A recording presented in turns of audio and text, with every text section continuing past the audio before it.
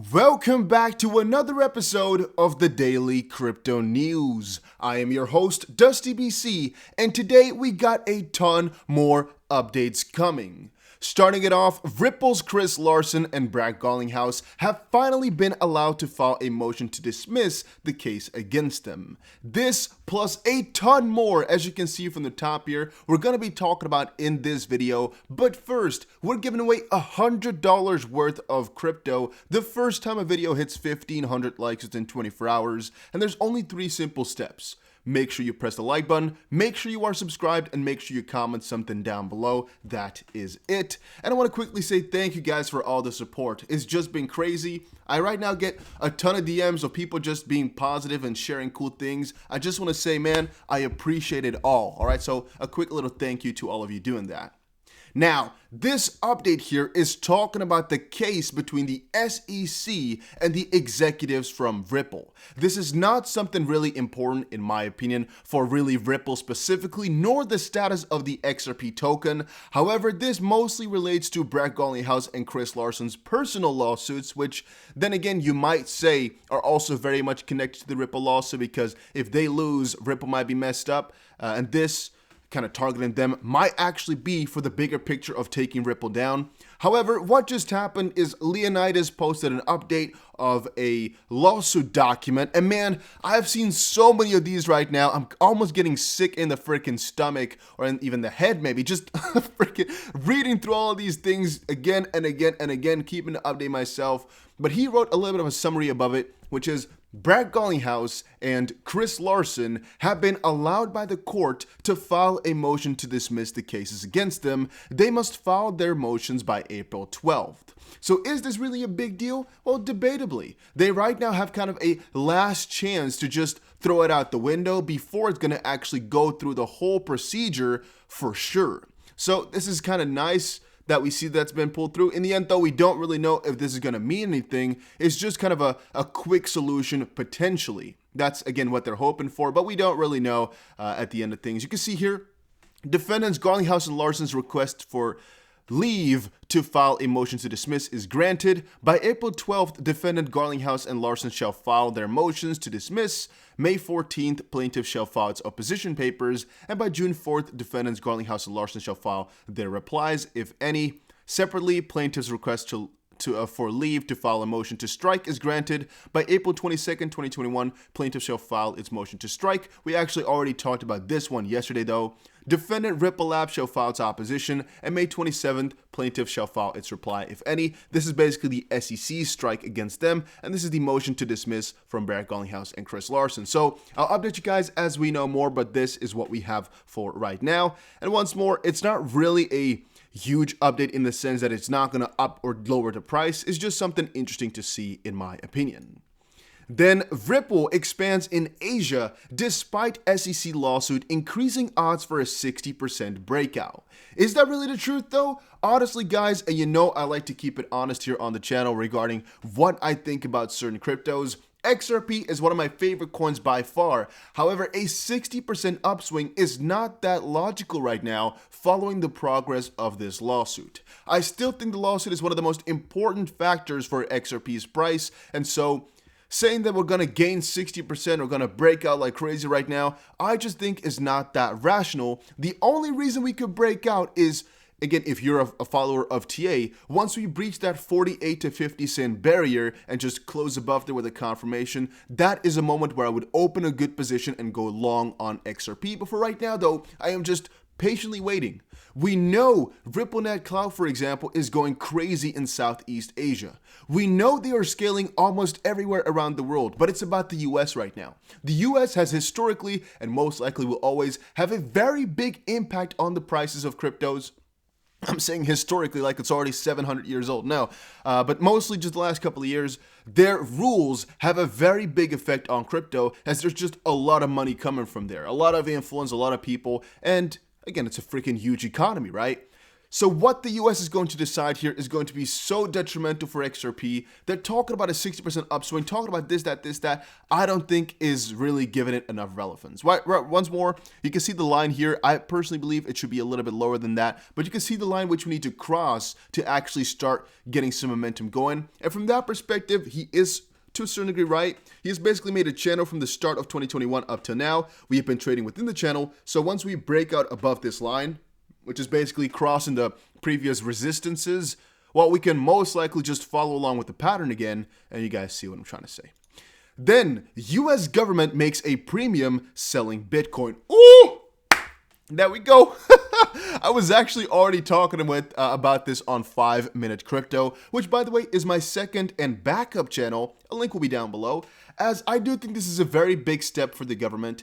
The 2-day auction event of about 0.75 Bitcoin began at the start of the week and ended on Wednesday, and I think they sold it with like a 21% premium here or so. The Bitcoins were worth, let's say, $48,000, and it sold for about $56,000, just something along those lines. The exact numbers don't really matter, but I thought it was pretty interesting that they decided to buy this and go for it, because I think this is showing two things. One, the auction of cryptocurrency shows that they're kind of accepting of it. At least they're not completely against it. Otherwise, they wouldn't have started a sale of some kind like that, right? They're not all of a sudden going to also sell off the coin. I don't want to really say the word, but you know, if they found that, they're not all of a sudden going to sell that to others because, hey, it's not allowed. So that kind of means since the government, the US government, has sold Bitcoin now, that's a step, in my opinion. Yes, you might say it's an auction, so it could have been art, could have been anything. True.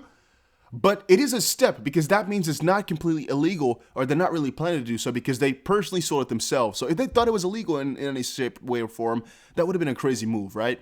So I guess you know what you have to do. Do something illegal, get caught so they can auction off your XRP. That's the goal. No, better not to do that. But it's interesting. It's an interesting concept because I don't fully understand how they got the Bitcoin. However, thinking about it, if something like that were to happen to XRP and they sold it or auctioned it off, it would show something quite positive, right? At least in my opinion, it would. And then the second part, of course, is that people are just trying to hype it up by paying a premium for it, because logically, you wouldn't pay more than what it's worth for the Bitcoins if you didn't have a bigger goal or a bigger plan. So it's most likely just some big enthusiast with a lot of money or a big company buying it up to promote it even more. Then Morgan Stanley reportedly planning to buy $440 million stake in crypto exchange BitThumb. This once more does nothing for any prices specifically, but it's a pretty big move because BitThumb has been known to make very big deviances from other crypto exchanges, and thus BitThumb could actually play a leading role in taking XRP or taking some of these other cryptos upwards. For example, back in 2017, BitThumb was one of the exchanges which actually decided to list XRP to the price where it should, which was about a 5% premium from most other exchanges, or not most, but just a lot of other exchanges. And once CoinMarketCap decided to stop listing Korean exchanges and stop listing Korean won pairs and whatnot, boom, XRP decided to fall really freaking hard. However, yeah, BitThumb growing could actually be a very nice thing because over there they're very progressive towards crypto, and Morgan Stanley getting involved with that could, I guess, make the bonds better between the two areas of the world. Then something I don't usually cover on the channel here too much, which is the very small cap altcoins, but I guess Chiliz here is not a small cap altcoin anymore either way.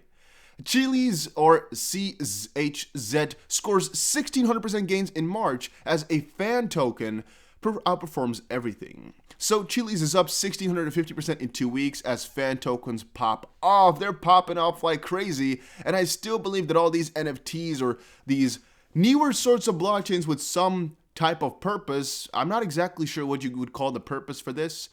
This month, however, one group of tokens is already spawning gains, which far outpace the rest. Sport tokens, including Chiliz, and those tied to specific teams like Barcelona, Galatasaray, PSG, whatever, they're all popping off right now, at least doing pretty damn good. I bought myself a couple of these coins, but yeah, I didn't buy enough to actually get myself a good return because I didn't actually buy them, I staked them, or I staked some BNB to get the coins, right? So again, I don't really have that much. Let's say I have 0.8 PSG token and maybe like 0.4 AC Milan token, for example, right? It's not really gonna get me too far. That's a little bit of a bummer, but hey, Theoretically speaking, we should be able to actually buy all of these right now and still make a profit longer term. Because as I've said before with BNB and some of these exchange tokens as well, as long as they stay around and as long as crypto grows, the price will most likely also still do good. Then CZ, it's so hard for me to pronounce, CHZ, Chiliz token price eyes all-time high as Manchester City joins socios.com. So yeah, I try. CHZ. In retrospect, it was inevitable. LO Premier League, welcome Manchester City. It's just getting more and more attention towards it as a platform, which I think is pretty damn nice too. However, I'm not that big of a holder of this one, but I saw a couple of you guys in the comment section saying that you really like it, so I thought, hey, you know what? It's going pretty big, it's going pretty trending. Let me also talk about it here on the channel to hopefully give you guys some updates on that too. But if you want any other crypto to update, or how should I say that? If you want me to update on any other crypto, just put it down below in the comment section and I'll think about it and I'll look it up at least. Then Robinhood CEO says, we'll offer a crypto wallet as fast as possible. Robinhood CEO Vlad Tenev is bugging his software engineers to improve on the trading platform's cryptocurrency offering. This could be coming, this could be big for all crypto and could definitely increase the Bitcoin or the whole crypto price, as Robinhood right now has so many people trading crypto on there. If they were to get a proper wallet system, oh my boys, oh my days, would that be good. In the end of things, I'm not exactly sure if they're planning to launch a native crypto wallet or what type of thing they would want to go for, because right now on Robinhood, you're not buying the underlying crypto really, you're just buying kind of a denomination of that crypto, so it's not like you can withdraw it or anything like that. But maybe they're planning to really make a full crypto ecosystem on there. Not exactly sure. We'll see though, we'll see exactly, because as you see here, it's not there, any of the features. Robinhood doesn't let users transfer their crypto holdings out or do anything with that. But eventually that might be coming because they've thought about doing all of that in the future. And for right now, I'm going to assume that they're going to be making a crypto wallet just inside of their platform. They'll be able to send it around to other users. But maybe they'll actually make a Robinhood crypto wallet where you can actually store real cryptos and really send it around to other wallets as well. That would be pretty damn cool. And then Cardano drops out of the top 3 as Bitcoin struggles at 58K. Guys, Cardano falling here is just a very nice dip to buy more, at least in my opinion it is. It is still very far above my purchase price, and even when I was talking about Cardano a couple of days ago, anybody who bought at that point still is in profit because I talked about it at about 18 cents or so. Sorry guys, $1.18 when the Coinbase listing was happening. And, of course, we've talked about ADA for weeks now that it was a perfect buy because of 2 big advancements in the future. One of them has just happened, and the second one is still potentially coming up. So, yeah, I'm pretty damn excited about Cardano still, if you were wondering. And then last but not least, go check out GSX. It is the world's first gold-backed crypto, the first growth coin. There's a couple more days left for this coin. I think it's like 5 or so. I'm thinking 5 more days until the sale is over. I think once this runs out, the sale is over. So yeah, if you wanted to get into it, right now is your last chance. It is 10 cents a coin, plus a 5% bonus, plus a 5% bonus for using my link. And guys, once more, I have a couple $1,000s worth because I'm hoping that this coin can actually go to 2, 4, something like that dollars, so about 25 times or 40 times my money. I'm really hoping for it, and we'll see if that can happen. But that was it for today. Hopefully you guys all enjoyed it, and I'll see you guys again in another crypto video. None of this is financial advice, by the way.